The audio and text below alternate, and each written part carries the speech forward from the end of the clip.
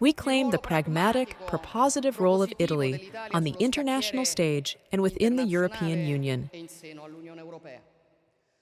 An European Union that seems more and more condemned to geopolitical irrelevance, incapable of effectively responding to the challenges of competitiveness posed by China and the United States, as Mario Draghi rightly pointed out a few days ago from this stage. Now, I, who have gone from being unrepentant for having placed my party in opposition to the Draghi government, to being defined as an iron Draghiana, now, tomorrow, I will have fun reading the newspapers to understand which of the two boxes I will be put in this time. But in reality, I am not interested in this. I am interested in the issues that have been raised. I am interested in noting that many of the criticisms I have heard regarding the current condition of the European Union, I share them so much that I have formulated them very often over the years. And for this reason, I have been harshly criticized by many of those who raised their hands today. But I knew that sooner or later, everyone would have to deal with reality, because this phase of enormous changes, a phase in which paradigms have been overturned, on which we have seen the European Union being built, and decisive democracies, cynical autocracies that challenge us every day, offer us, paradoxically, a great opportunity.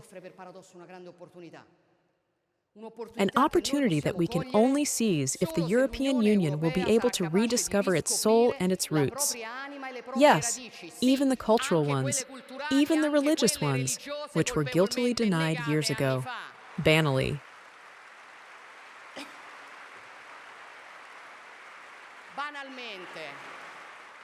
Because if you do not know who you are, you cannot even define your role in the world, your mission in history.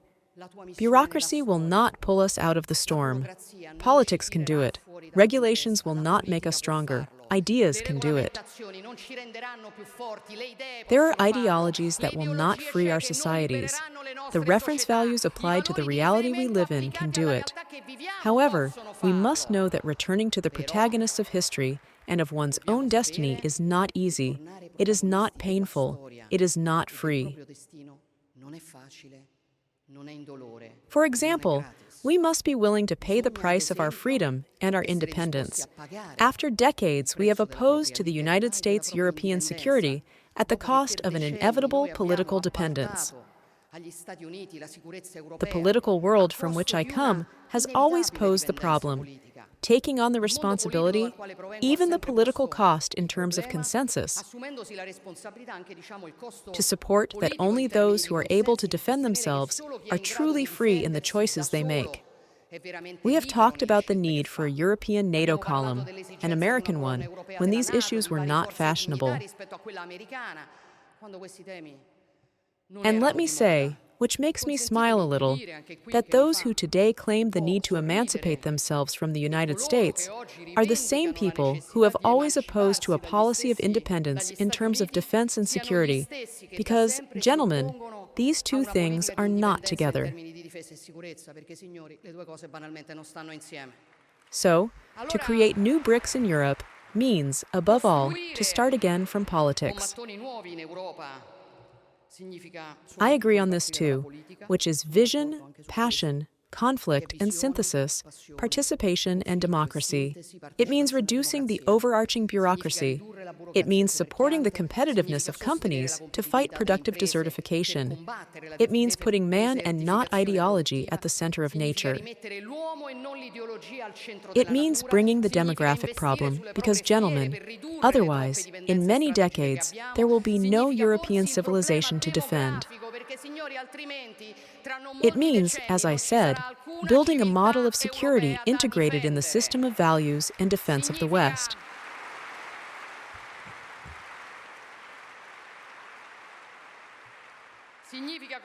It means delineating a Europe of pragmatism and realism, a bit of a stalemate between more Europe and less Europe, because the real challenge is a Europe that does less and does it better, that does not suffocate national states, but respects roles and specificities, that does not nullify identity, but sublimates it in a virtuous and greater synthesis. United in diversity is, after all, the motto of the European Union. And I think it is a motto to which we should all really draw inspiration, because new bricks are also a new way of living ancient identities, cultural, spiritual, religious. I have never trusted those who are ashamed of their own identity, but I do not even trust those who are not willing to live it in a new way. Eliot said that tradition must always be reinvented. Being conservative does not mean building with old bricks, but building with new bricks to continue to build a house that you did not start. It means loving the limps of a story that others have started wanting, that thanks to your contribution, that story produces ever more abundant fruits, and our house to which adding new bricks is the West. Not, as I have said several times, a physical place, but a system of values born between the encounter of the human and the Christian synthesis that fertilized the ground where the separation between state and church grew, where men are born equal and free, where life is sacred, and care for the most fragile is an absolute value. This is what we are, this is what we are, and this is what allowed our civilization to progress over the centuries, and to be a model to follow.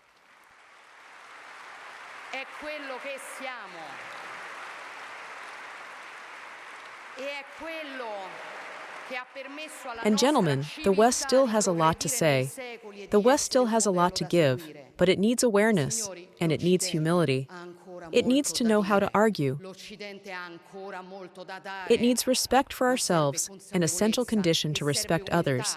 And Italy tries to do its part also in this, to show the way I think we brought new bricks to Africa, creating a model of cooperation that takes away both the paternalistic approach and the predatory one.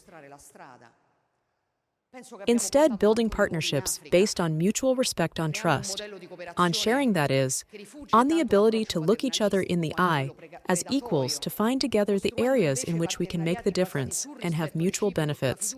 Because unlike other actors, we don't have second interest to usurp the African continent for the rich raw materials that it possesses, using them to grow our well-being.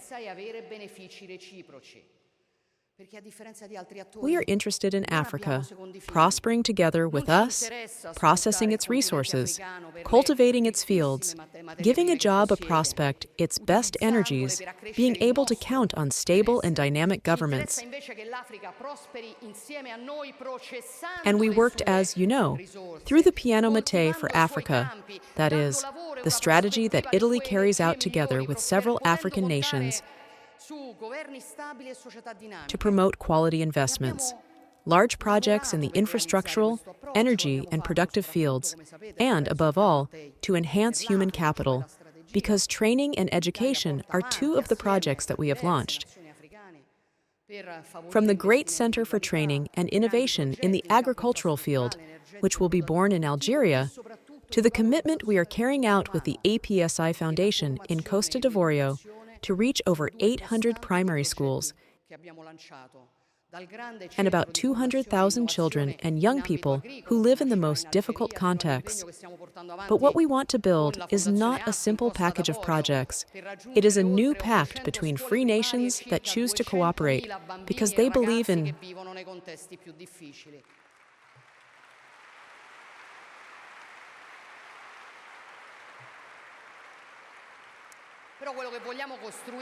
the values of the centrality of the person, of dignity, of work, of freedom, and it is becoming a model for many other countries.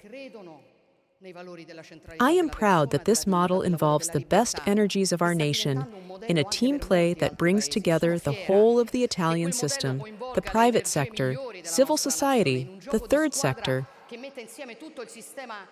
And it is proof that when Italy acts with vision and concreteness, but also united, it can make a difference. We have laid new bricks on the front of migration by contrasting irregular arrivals, by expanding the irregular ones in a framework of seriousness and rigor as had never happened before.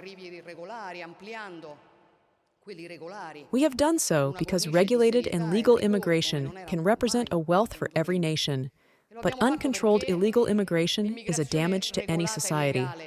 The point, here too, The point is that we are not interested in exploiting migration to have low-cost labor to employ in our production systems.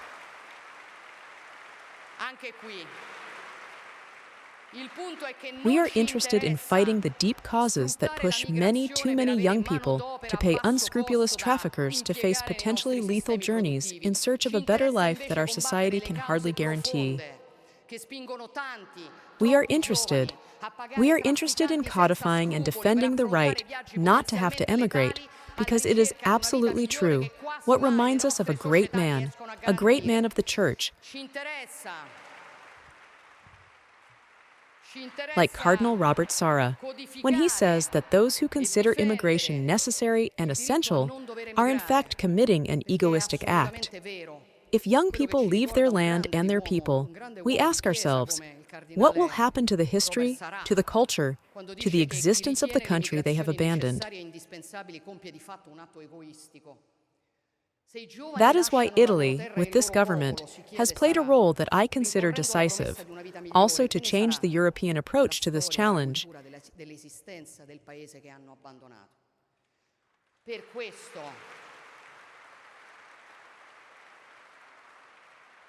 Because if today we put as a priority the implementation of equal partnerships with countries of origin and transit, the defense of the external borders of the European Union, the strengthening of the policy of repatriation, the construction of innovative solutions,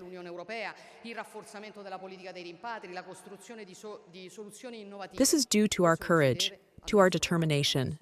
These are choices that have led to a double result, as you know, to drastically reduce irregular entries, but above all, to reduce the number of deaths and disbursements at sea. And this is the result that should make us most proud, because there is nothing more important than saving a human life or tearing it from the claws of human traffickers. And I want to say, clearly, at the beginning of this season, that every attempt to prevent us from governing this phenomenon with seriousness and determination will be rejected. There is no judge, politician, or bureaucrat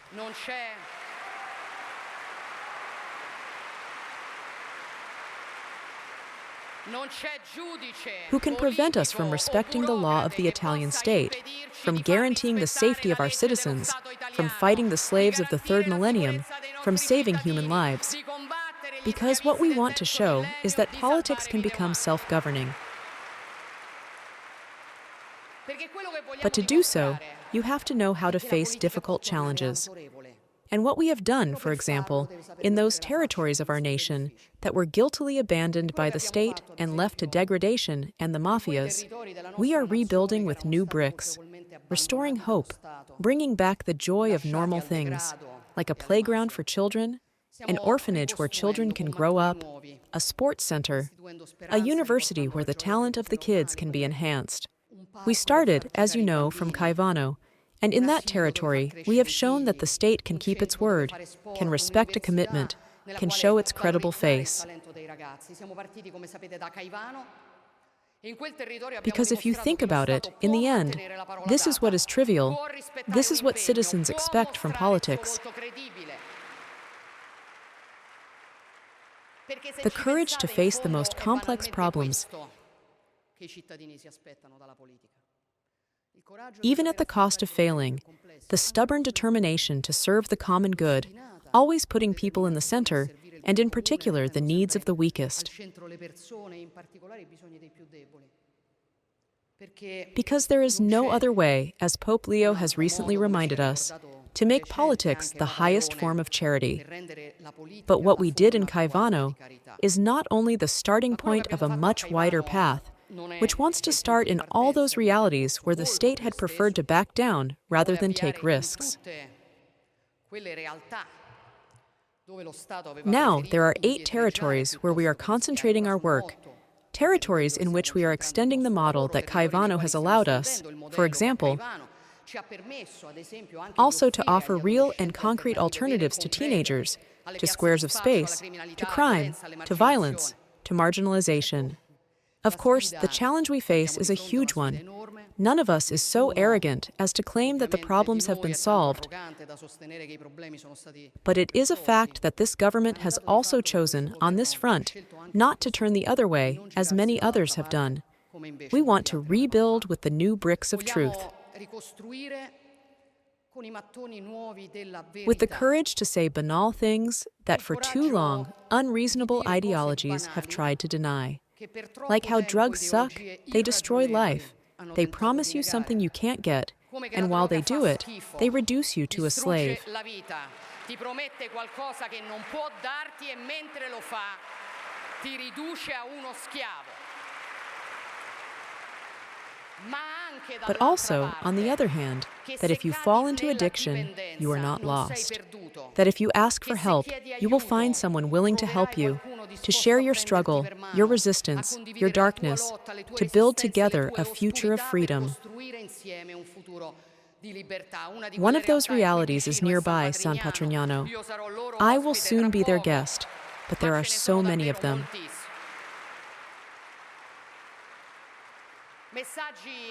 Clear messages, for goodness sake, courageous for a time like this, but they are also accompanied by facts,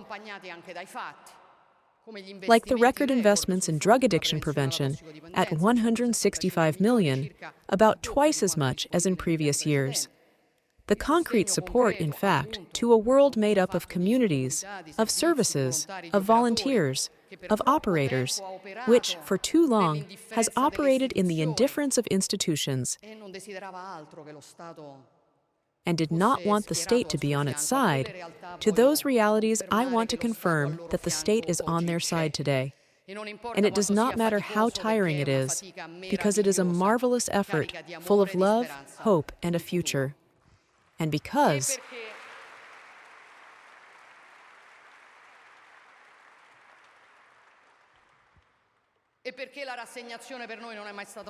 resignation has never been an option for us. It is not even in the face of the process, which to many seems now ineludible, of the demographic declination of Western societies. Even here, as I have said many times, the decline is not the only possible scenario. The decline is always a choice. Fighting that decline is our choice, and we will make every necessary effort to rebuild a society that is friendly to the family, friendly to the birth, in which parenthood is a socially recognized, protected, and sustained right.